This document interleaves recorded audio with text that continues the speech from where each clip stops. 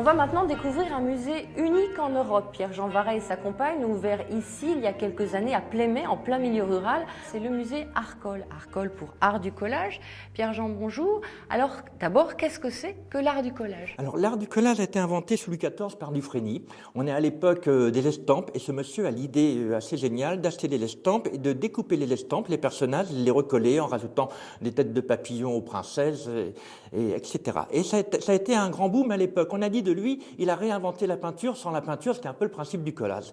Depuis, c'est devenu un art très populaire, jusqu'à 1912, où les cubistes vont se reprendre le procédé et l'introduire dans l'art avec un grand A. Alors, quel cubiste connu? Picasso, Braque, mais tous les autres. Puis ensuite, c'est repris par les dadaïstes, les surréalistes, c'est le porte-étendard des surréalistes, du pop art, des nouveaux réalistes, etc. C'est toute l'histoire du XXe siècle, quelque part. Et qu'est-ce qui leur plaît à ces artistes dans l'art du collage? À mon avis, c'est la liberté.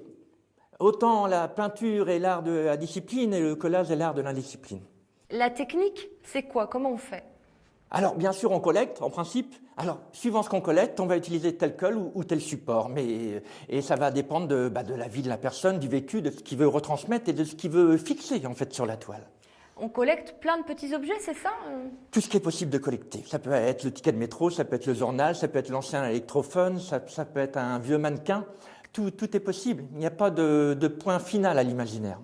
Jacques Prévert a été un adepte aussi. Jacques Prévert a fait plus de 5000 collages. Il aimait tellement les collages qu'il les appelait les Prévert de Prévert. C'est encore une pratique courante chez les artistes? Très courante, très quotidienne, et peu connue, mais énormément en vogue. Elle n'a jamais changé de temps, en fait. Alors, vous transmettez aussi, vous faites de la formation Je suis un passeur, donc je fais des conférences sur l'histoire de l'art du collage, j'écris des livres, je fais des stages sur les techniques, tout ce qui est possible pour transmettre sa passion, bien sûr. Merci Pierre-Jean pour toutes ces explications et je rappelle que le musée Arcole ici à Plémé est ouvert au public et c'est gratuit. L'itinéraire c'est terminé pour aujourd'hui. Pour nous revoir, c'est sur le site internet de France 3 Bretagne.